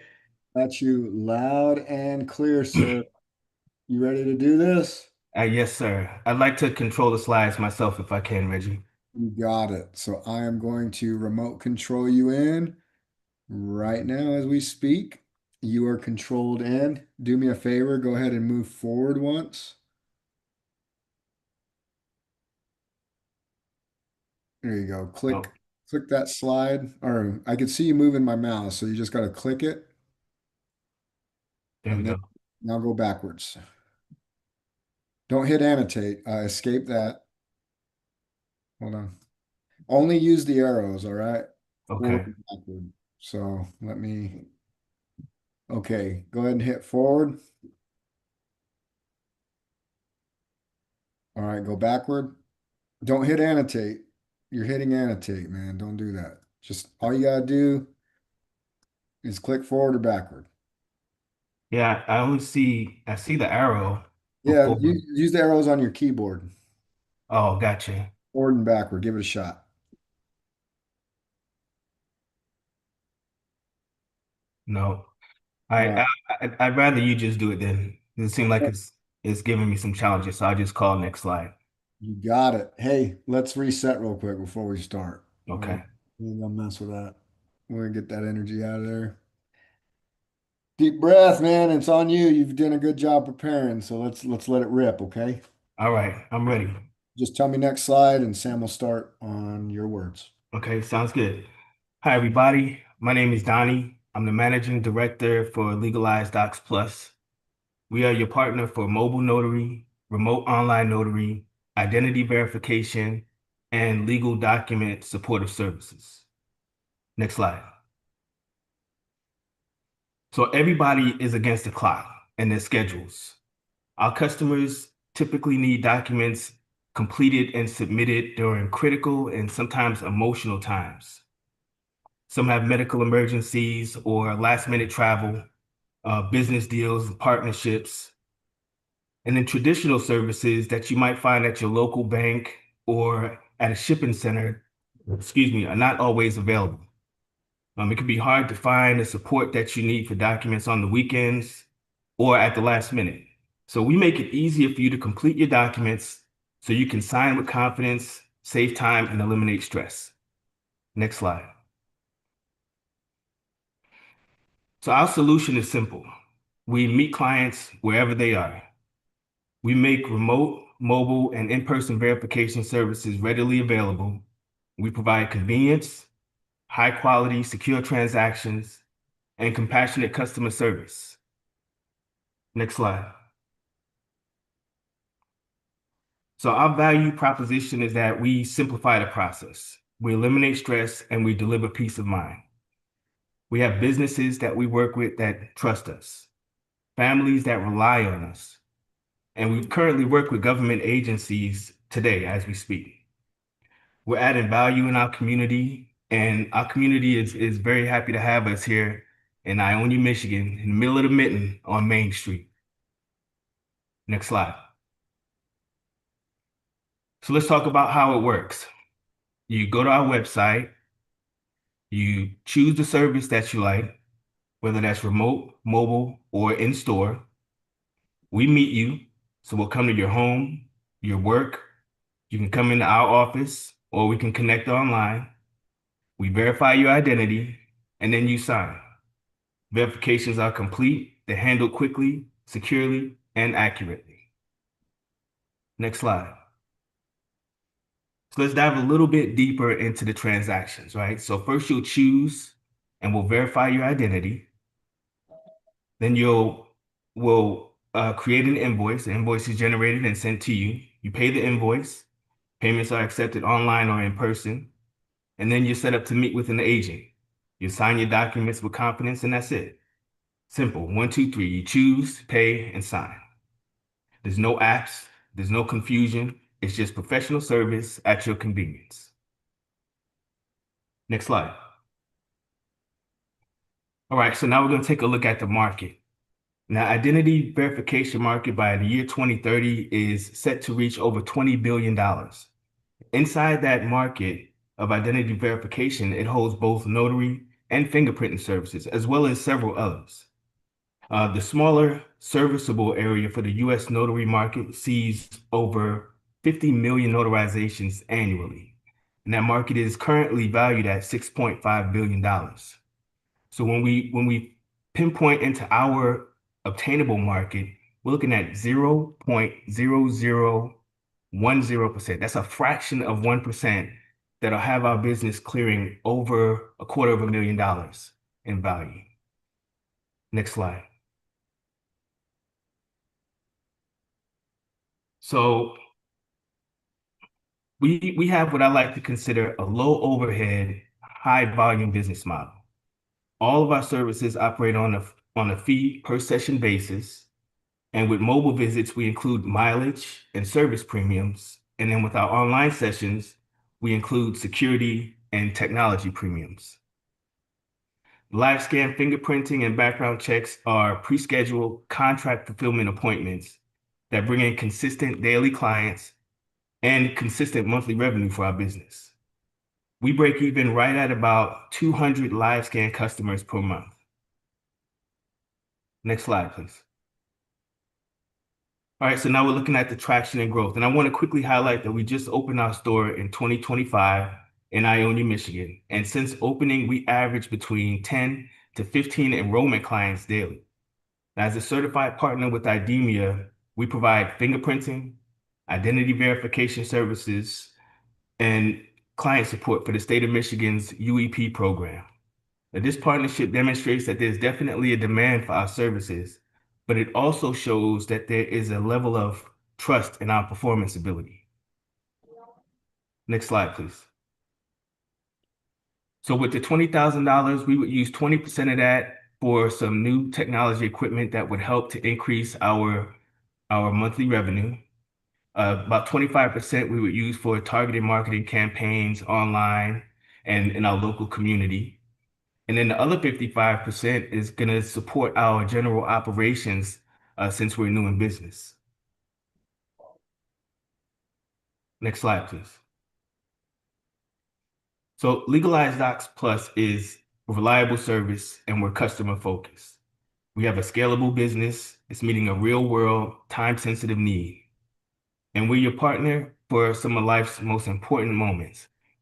Most people have used a notary or have used fingerprinting in the past. And if you haven't, then you will soon. And we want to be that partner that you call on. So contact us today or keep our information handy. I got a bunch of refrigerator magnets. You can send me an email. I'll send you one to your house. Keep our information handy. Recommend us to somebody tomorrow. Or let us know what you need today. Our team is ready and we're glad to help. We're open from Tuesday to Friday from 9 a.m. to 5 p.m., from Saturday 10 to 3, and we're closed on Sunday and Monday. I look forward to helping you all soon, and I'm ready to take any questions you might have. Great work, Donnie. I think Mike is first. Greg, I think your hand was up from the last one. So go Mike, and then we'll go Yasmin. Yeah, Donnie, great job. Quick question. Number one, that 250 plus, what's the revenue on that? Because I'm assuming that's validated, paid money in the bank account.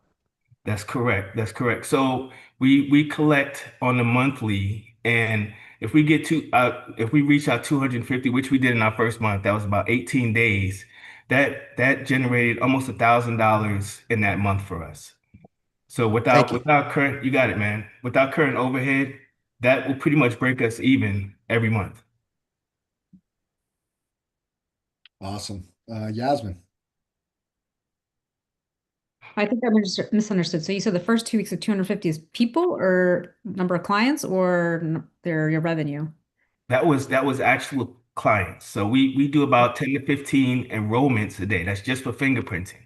And so at the end of our first 18 days open, we serviced over 250 clients. That's amazing. So how did you get those 250 clients? And then what's your price range for your services and the profit margin around it? So the way that we got our fingerprint clients is that I'm in a contract with the state of, with IDEMIA, who is contracted with the state of Michigan's UEP program, which basically they send people from all over the state that are getting licensed in their profession. So if it's a medical field or teaching or whatever the field is that requires a licensure or fingerprinting, they're scheduled and sent down to our location um, based on our location, based on our demographic location. As far as price point goes, it we're on a contract with them to serve as many people as they send us in a month. So we can range from anywhere between $800 to $1,000 in revenue generated based on the fact that we only have one station. If we have multiple stations, then we can service more people. But like I said, that's just one of our services. So that tends to bring our clients in, and then we offer other services like the notary services and things of that nature. So we could potentially generate more per client than just what we get from the scheduled appointment. Those scheduled appointments kind of keep our flow of traffic going. Awesome. Thank you and great job. Thank you.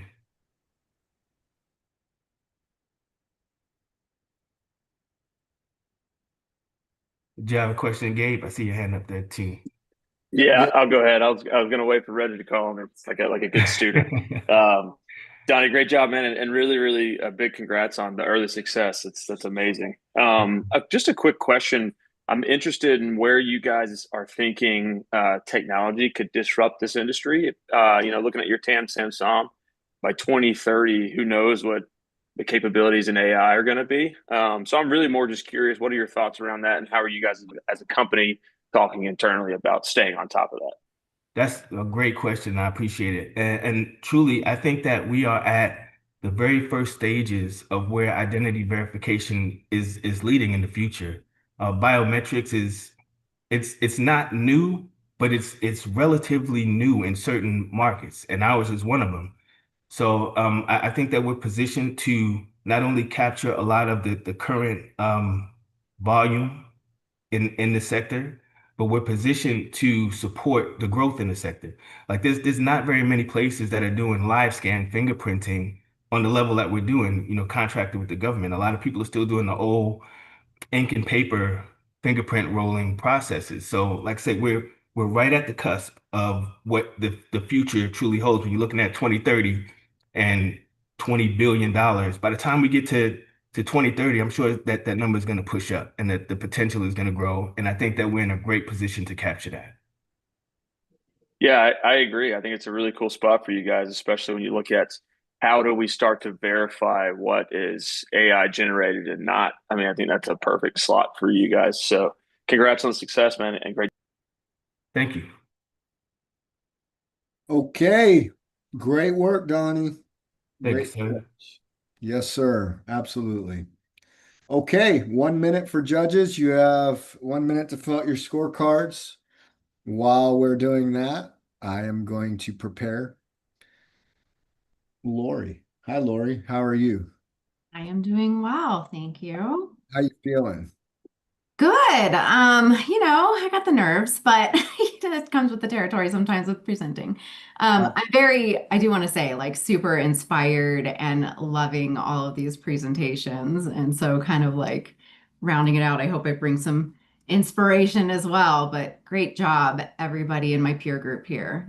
Wonderful presentations. Y'all are great. Y'all have done a really good job. I'm really, really, really happy with every single one of your pitches today. And we got a great group of judges too. Like we've got to give our judges a round of applause, great questions. But this isn't about them right now, Lori. This is about you. It's about me. Right. It's like about you, but it's not about you. That's always like the tension that we have, as entrepreneurs, we got to go do our thing, but at the same time, we got to be ready. And Yeah. with that being said, are you ready? I am. Are you driving this car, so to I'm gonna speak? drive the car for you. You just tell me next slide and I will take care of you, all right? Okay. All right. So stay on this one for a minute. I am Lori Patton O'Hara, founder of Design 564, a creative strategy studio based here in Colorado Springs as well. I specialize in branding, design, and messaging for nonprofits and purpose-driven small to medium-sized businesses. Next slide, please. I am a Navy veteran, creative strategist, purpose-driven leader, and collaborator. My mission is this, to make sure that people doing the most good in our communities have the tools and clarity to be seen, heard, and supported. Next slide. Across the nonprofit and social impact world, we see a lot of the same struggles. A lot of organizations with meaningful missions and causes, life-changing programs often lack the resources and expertise to communicate their story effectively. This can look like inconsistent branding, outdated websites, unclear messaging, ultimately having a direct impact on fundraising, engagement, and growth. Next slide. Design 564 exists to change that. We help purpose-driven organizations build brands that reflect the heart of their missions and look as professional and powerful as the work that they do. So our end game is for clients to have clarity, confidence, and the tools that attract funding, grow engagement, and scale their messaging. We do this through offering this variety of services, brand strategy, cohesive and engaging design, campaign materials, websites, and ongoing creative support. Next slide, please. We understand the nonprofit landscape from the inside out. One of my biggest passions is focusing on the do-goods of the world. It fuels the work that I do, and it inspires me. I believe that we are truly better together, and the meaningful work happens right here in our backyards. My work has allowed me opportunities to support schools, facility schools, charter schools, programs serving underserved youth, mental health programs, public health networks, and much needed health and legal services within marginalized communities. Elevate their brands. I've also served as mentor in professional development arenas and am serving in advisory roles in Colorado, but serving across the Southwest region. Next slide, please.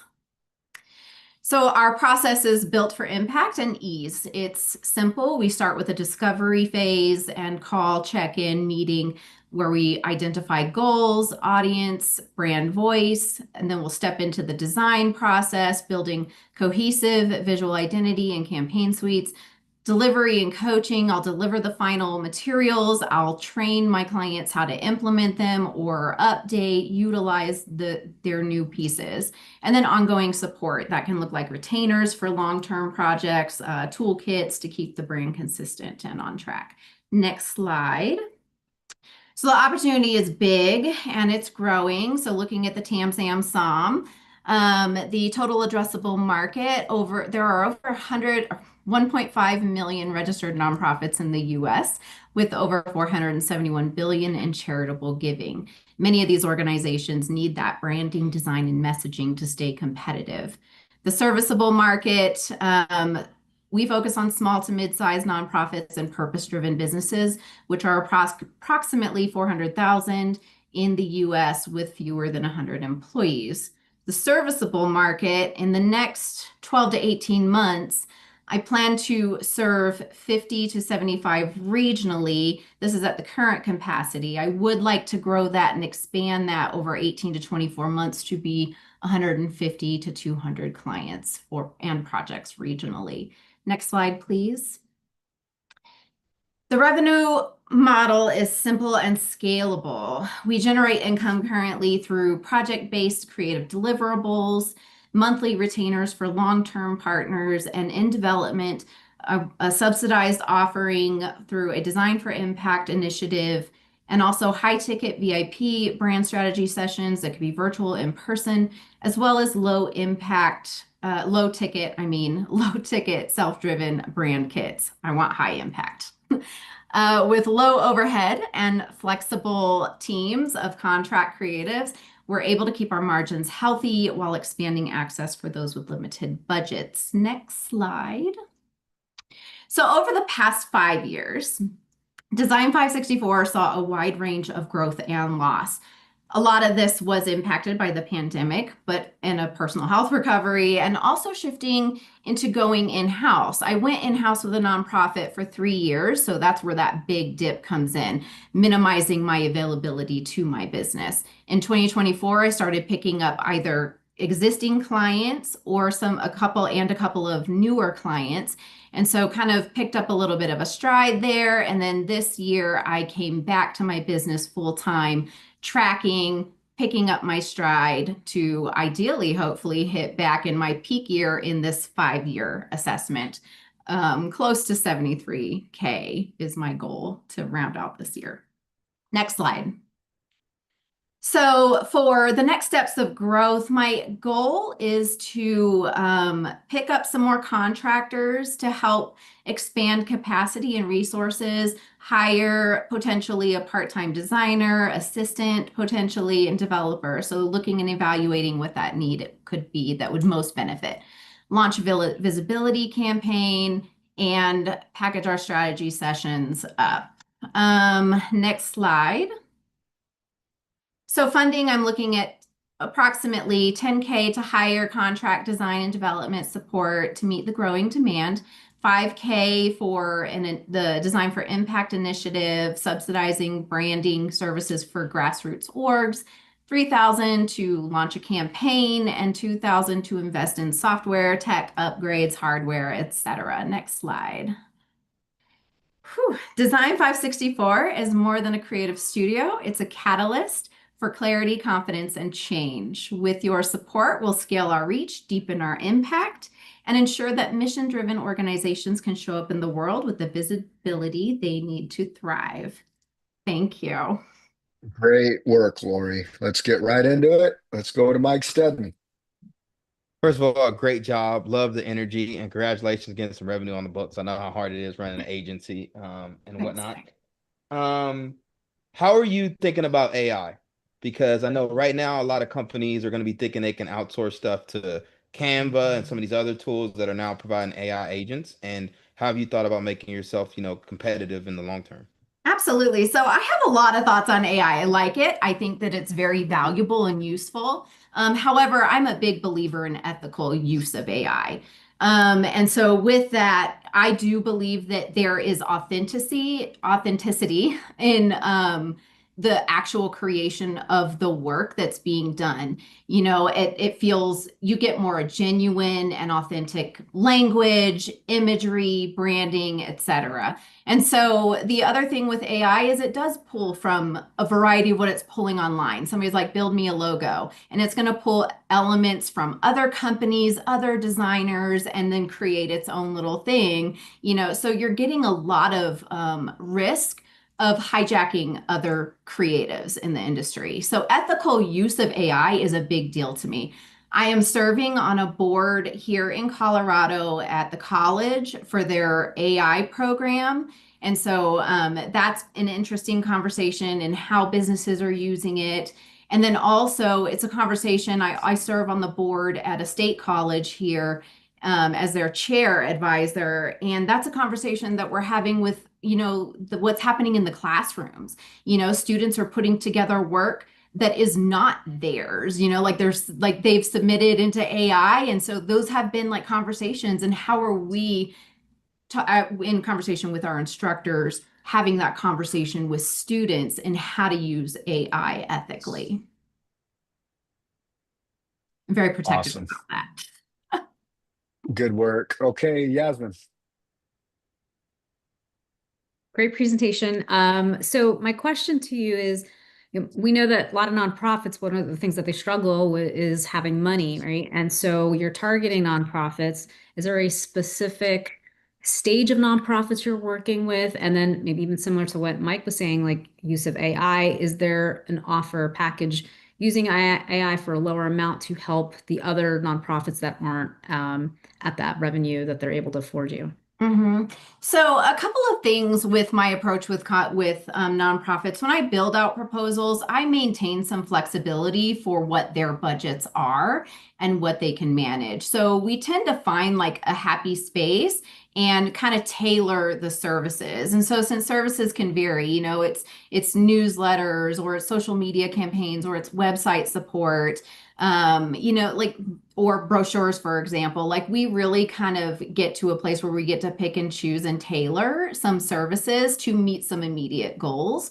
And then also if it's like a retainer project with some clients, sometimes we need to pivot and adjust sometimes. And I keep an open door for those kind of conversations and what's manageable for me on a time and income standpoint, but also what's manageable and supportive for the nonprofit.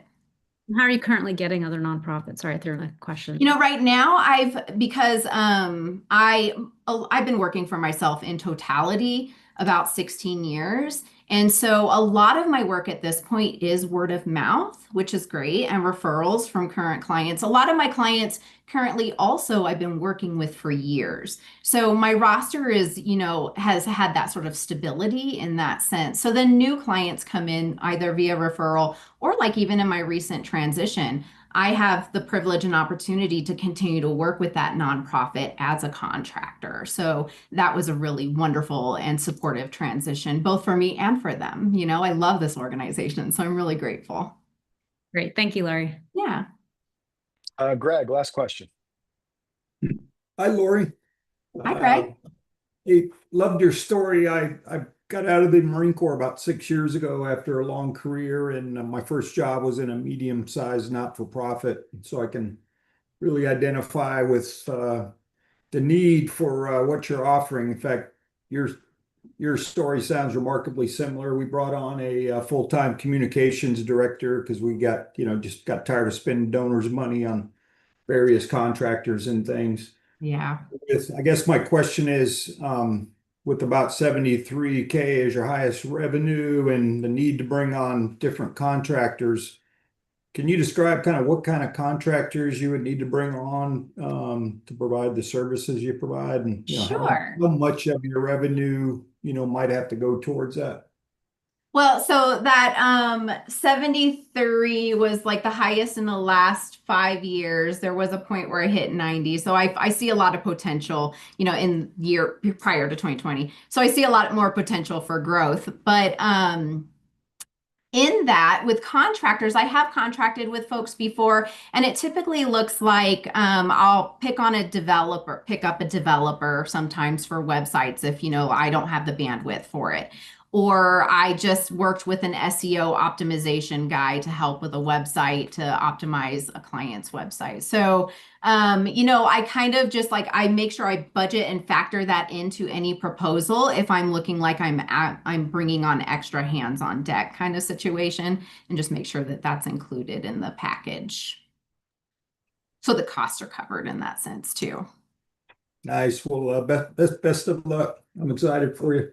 Oh, thank you so much, Greg. Okay, everybody. If y'all don't mind all coming on camera, just so I could see all your faces, y'all, I'm extremely satisfied with the way the pitches went today. I hope that more than anything, your hard work has not gone unnoticed. I want you to think about where you were whenever you joined Warrior University, Warrior Academy, Warrior University, and then our rigorous process of just getting you ready for today. The thing that I love the most is no matter what happens from here, you have a pitch and you can improve that pitch. You can make it better. And there's been a lot of good people in the audience that have provided a lot of good feedback. The judges provided a lot of good feedback. And you'll never improve anything without going through the fire, and today you went through some fire and it was a good exercise, but you showed up, you were prepared, and you were ready. But what I love the most is this doesn't just end after today. No matter what happens, you're leaving with a tangible, validated, viable pitch that you can put in front of other people. And not only that, but I'm confident that your networks have just grown, that your opportunities will grow, not only because you're businesses, but because you are the people that are going to make it happen. We have to show up, and that's a big thing that I always say over and over again. Like, we got to show up. We got to show up for one another. We got to show up for our business so that way we can improve the quality of life, for your future employees, for your future benefits package that you provide, for your whatever it is that you want. And I say this is because your service doesn't stop whenever you hung up your uniform. And just like in the way military spouses, we see you, your service does not stop either, you know. And let's not get that twisted. You serve most definitely. And what is so important to me is that you create pathways to the future that you envision building, and you bring the best of your service, not just for your business, but to improve the quality of life for everyone else around you. You know, business is a means to do good. And every single one of you were selected, not just because you had the best pitch. You know, we look at a lot of different things. We look at your attendance. We look at the time that you spent on the calls. We looked at how many times you went and looked back, watched the recordings. We looked to see if you were coachable. We look to see if you were positioned in a way to where you can make the most of the opportunity. Now, that doesn't mean that you're a multi-million dollar business. What it means is that you have a place in your business in this snapshot in time where $20,000 can legitimately make a difference for you. Like legitimately make a difference for you. I've seen revenue numbers that are super high, but all that cash is strapped, you know, and cash flow is a real problem. So sometimes we look at that top line revenue number and we're like, oh, great. Where there might be someone making $50,000 a year that's in a way better position than someone making 600. Sometimes it just depends on your cash. You know, trust me, it's a big deal.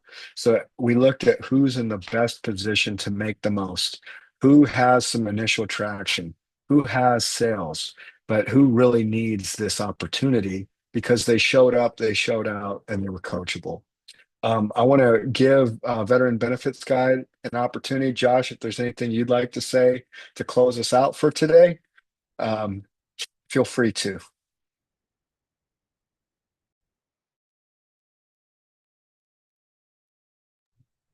Thank you, Reggie. Give me 1 minute to pull that up.